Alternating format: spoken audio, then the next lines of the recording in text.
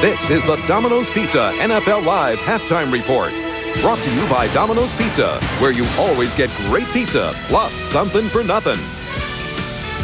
Having played yesterday in Washington, short hop up to New York for Howie Long to join us as our special guest on this Sunday. And, of course, OJ is here, and we'll talk about Seattle making life difficult for San Diego in this important game for the Chargers with a 7-6 lead at halftime. Talk about that in a minute. But first, let's get you updated on the other scores. The Cowboys are in front of the Bears at home 3-0. Now, the Cowboys already know they have a first-round bye in the NFC playoffs, and they have home field advantage over everybody except San Francisco. So the real point of interest here is the rushing total of Emmitt Smith, who at this point has 17 carries for 92 yards. Barry Foster had 103 today for Pittsburgh, finishes the year at 1690. At this moment, Smith is at 1674, so he needs 17 more yards for the rushing title, and the Cowboys trying to finish at 13-3, lead the 5-10 Bears 3-0 at the half. Atlanta spotted the Rams a 14-0 first quarter lead in Anaheim. They have roared back with Wade Wilson throwing 2 touchdown passes to lead 17-14 just before halftime. Vinny Testaverde, 23 yards to Mark Carrier. Both teams are 4-11. Tampa Bay leads at Phoenix. Halftime at Sun Devil Stadium, 7-3. Let's look at highlights from games played earlier today. Kansas City is in the playoffs. Denver is out. The Chiefs win at Arrowhead 42-20. It might have been the last game for Dan Reeves as the immensely successful head coach of the Broncos. The pressure all over Elway today. Derek Thomas hit him. Benny Thompson intercepts. And just before he goes down, he has the presence of mind to lateral to Charles Mincy, who turns it into a touchdown. But watch the replay. Believe me, I'm no advocate of a return to the replay rule, but if it were in effect today, they'd whistle this play dead because his knees are down before he laterals, and it shouldn't have been a touchdown. It was allowed to stand. The defense will get to Elway again. They flush him out of the pocket. He rolls right. He throws on the run. It's intercepted by Dale Carter, the outstanding Chief rookie, and then watch this return, weaving his way through seemingly all 11 opposition players before going into the end zone for the touchdown. They got 3 touchdowns directly from their defense today. Derek Thomas had a huge day, outside rush, virtually untouched, knocks the ball away, and recovers it himself in the end zone for the touchdown. Dave Craig threw for 2 TDs. Christian Okoye ran for 1. Kansas City wins it 42-20. They're at least a wild card, and if Seattle upsets San Diego, the Chiefs will have come back to claim the title in the AFC West. Minnesota and Green Bay, it's all over for the Packers. Their 6-game winning streak stopped today, and the Redskins thus get in over Brett Favre and company as the last wild card in the NFC. On the Packers' first possession, Favre will go deep to Jackie Harris, gain of 29. Play ruled dead at the 2-yard line as he rolls into the end zone, but they scored after that for a 7-0 lead. But then the Vikings took charge. They were already up 10-7 when Sean Salisbury threw his second touchdown pass of the first half off the scramble, finds the tight end Mike Tice. The tackle is missed. He goes in from 34. It's 17-7. One highlight, though, for the Packers today. This is the 5th reception of the afternoon for Sterling Sharp. He caught 6 altogether. Final total for the season, 108, breaking Art Monk's 1984 record of 106, set for the Redskins. Packers desperately trying to get back in it, trailing 27-7. Sharp is the target here for Favre, but it's intercepted by Vency Glenn. Glenn had 3 pickoffs today. This was the second of the trio. He brings it back 50 yards, and Green Bay's playoff hopes are dashed. The Vikings, meanwhile, finish 11-5, champions of the Central.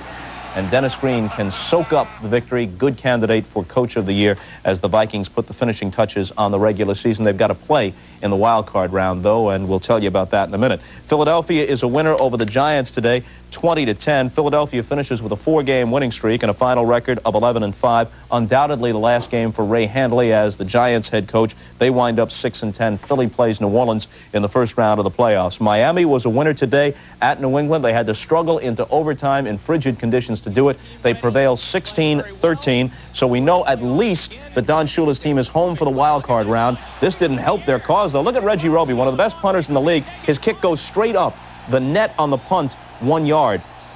That led to a Patriot touchdown. Roby goes off shaking his head, and on the ensuing possession, John Stevens will take this pitch on a key 3rd and 2 play, and he'll go 16 yards to set up a 1st and goal for the Patriots. Sam Gash scored from there. It was 7-3 in favor of New England in the first quarter. With the score, Patriots 13, Dolphins 6. Miami came back. This is Bobby Humphrey on an 18-yard run late in the fourth quarter. As you see, 3.5 minutes remaining, down to the 1-yard line. Inside 3 minutes to play when he scored from the 1 to tie the game. And now this is at the end of regulation. And Jeff Carlson, the 4th quarterback used this year by the Patriots, makes a huge mistake. He allows himself to get sacked. It took them out of field goal range. Then into overtime they go, and Pete Stoyanovich hits from 35 yards out, his third field goal of the day. New England would have had about a 45-yard field goal attempt by Charlie Bauman if Carlson had merely thrown the ball into the ground and given them a chance to win it in regulation. Instead, they go to OT. The Dolphins win. They conclude the year with a 3-game winning streak. They are 11-5, and as I said, at least at home in the wild card round, and they will be the champions of the AFC East if Buffalo loses tonight to Houston. Pittsburgh is 11-5 for the regular season. Cleveland finishes 7-9. The final score at Three Rivers, 23-13. Barry Foster had 103 yards rushing, his 12th 100-yard performance out of 16 games this year. This 7-yard TD was part of it. The ball was dead as soon as he crossed the goal line for the touchdown, and the play stood. Under a minute to go in the half, play action fake by Bubby Brister, who finally found some offense today. He hadn't gotten them into the end zone in 2 weeks since Neil O'Donnell was hurt. He hit Tim Jordan for that TD. Bernie Kosar's troublesome ankle flaring up again, so Mike Tomczak comes in at quarterback. He has this moment early in the third quarter off the play action fake. He throws on the run. Michael Jackson for the TD. Got them to within 17-10, but the Steelers pull away to win 23-13, and it was on this carry in the game's final minute that Foster went over 100 yards for the day. You see him celebrate with his teammates. That ties Eric Dickerson's record for most 100-yard performances in a season. Dickerson did it a dozen times out of 16 tries in 1984 when he set the single-season rushing record. The Juice did it 11 times in a 14-game schedule when he gained 2,003 for the Bills in 1973. And Indianapolis was down 17-0 at halftime in Cincinnati. Then Jack Trudeau came in for the injured Jeff George, completed 15 of 19, 2 of them for touchdowns, and the Colts win 21-17, win their last 5, and after being 1-15 last year, they wind up at 9-7. This was the final game in the great career of the Bengals offensive tackle Anthony Munoz. He retires after 13 years and 11 trips to the Pro Bowl. Here is the playoff picture. We know the qualifiers in the AFC. Now, Pittsburgh has a first-round bye. They would have home field advantage over everybody, though, if Buffalo were to lose tonight. That much we know. The rest, in terms of who plays who and who gets the byes, we've got to wait for the outcome of the San Diego game against Seattle and the Houston game tonight against Buffalo. The picture is clear in the NFC. These are the first-round games. Philadelphia will play at New Orleans on Sunday at the Superdome. They met at the Vet in Week 1, and Philly won 15-13. Washington is able to survive despite losing yesterday. They grab a wild card. They go back to the scene of their Super Bowl win this past January, the Metrodome. They play the Vikings. At midseason, they beat them 15-13 at the Metrodome.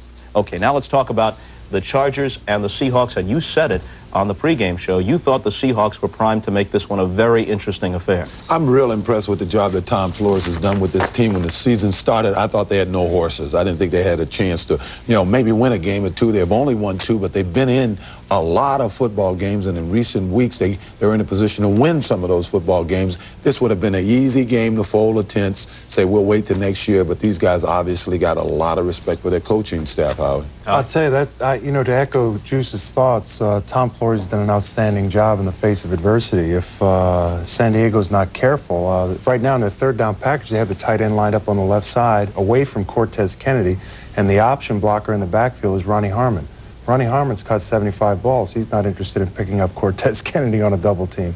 They need to get the tight end to the other side of the line, or they're going to work their way down to Pat O'Hara, the third-string quarterback. So just as New England, which came in at 2-13 and winds up 2-14, made it very tough and very interesting going to overtime with the Dolphins, the 2-13 Seahawks are making life difficult for the Chargers. And we'll return to Charlie Jones and Todd Christensen for the call of the second half right after these messages from your local stations.